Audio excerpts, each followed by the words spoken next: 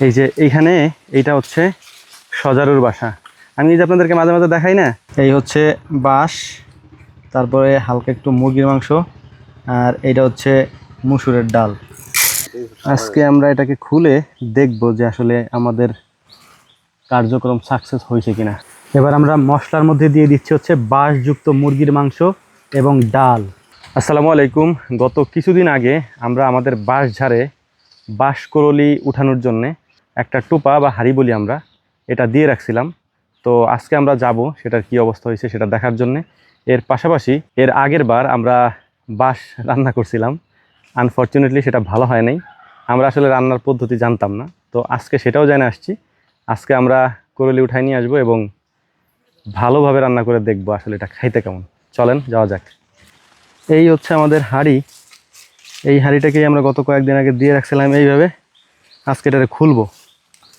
হ্যাঁ, আজকে আমরা এটাকে খুলে দেখব যে আসলে আমাদের কার্যক্রম সাকসেস হয়েছে কিনা।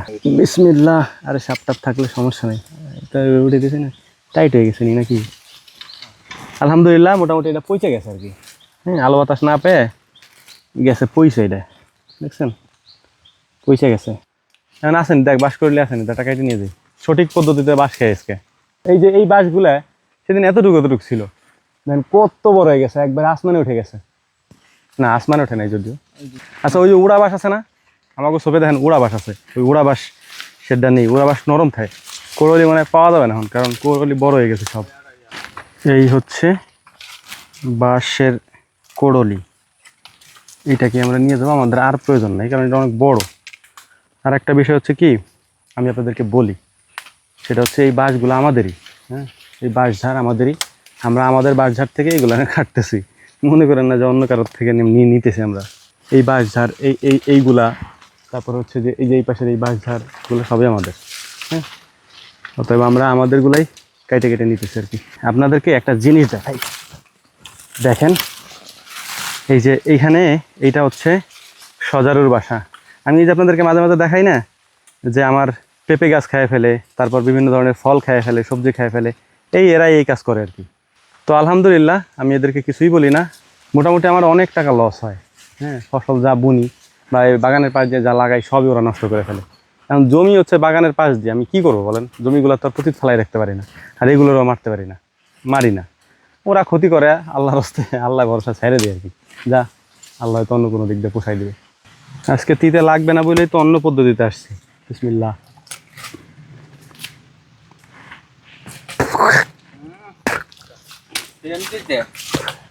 এই তিতা মুক্ত করতে হবে নিয়ে চলো।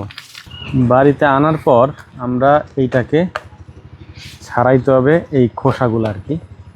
আমরা যেভাবে শিখছি আর কি সেটাই প্রয়োগ করবো এখন। এটাকে ছাড়াই ফেলবো সব। বিসমিল্লাহ। আজকে হবে ইনশাআল্লাহ। আজকে আমরা সঠিক পদ্ধতিতে বাঁশ খাবো। আগের 2 দিন ভুল পদ্ধতিতে বাঁশ খাইছি, তাতে লস হয়েছে, বাঁশ খাওয়া হয় না ঠিকঠাক মতো। আমাদের এইটুকু হইলেই হবে। কি শক্ত না, নরম আছে, কিন্তু কেমন লাগে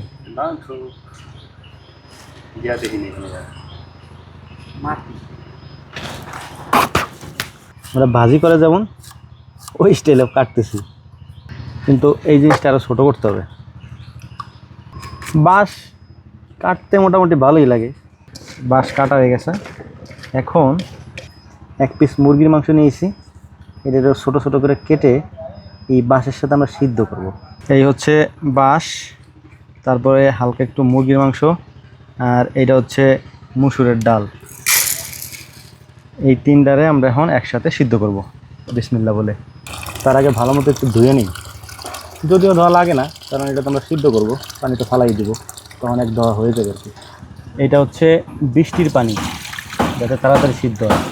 এখন এটার মধ্যে আমরা এটাকে দিয়ে দিই। আগের বার মা আমার হচ্ছে ভাজি করে দিছিল, ওরে তিতে কে খাবা। তো আলহামদুলিল্লাহ এটা সিদ্ধ করা হয়ে গেছে। খেয়ে টেস্ট করে দেখছি, সিদ্ধ করার পর এটা থেকে আর তিতা তিতা যে ব্যাপারটা ছিল সেটা আর এখন নাই।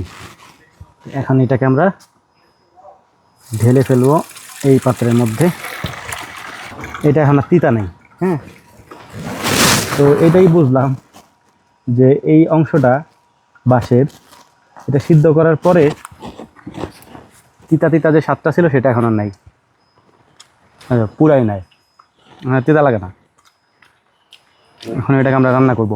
প্রথমে দিয়ে দিচ্ছি হচ্ছে সরিষার তেল, বিসমিল্লাহ। পেঁয়াজ একটু বেশি করে দিলাম, মশলাপাতি যা আছে দিয়ে দিচ্ছি, দেন ঢেলে দেন। আজকে সেই লেভেলের বাঁশ রান্না হবে। এবার আমরা মশলার মধ্যে দিয়ে দিচ্ছি হচ্ছে বাঁশযুক্ত মুরগির মাংস এবং ডাল, বিসমিল্লাহ। আমরা একটু পানি দিয়ে দিচ্ছি এটাকে আরও সুন্দর করার জন্য। ব্যাস, আমরা আর কিছুই করব না, এখন এভাবে কিছুক্ষণ রেখে দিব, তারপরে রান্না হয়ে যাবে আমাদের বাঁশযুক্ত মুরগির মাংস এবং ডাল। তো আলহামদুলিল্লাহ আমাদের বাঁশ রান্না করা শেষ, দেখতে মোটামুটি ভালোই হয়েছে। এবার খেয়ে দেখা যাক যে স্বাদ আসলে কীরকম লাগে। ভালোই লাগবে ইনশাল্লাহ, কারণ আমরা খাইছি আগে একবার, মানে আগে একবার বলতে রান্না করার সময়।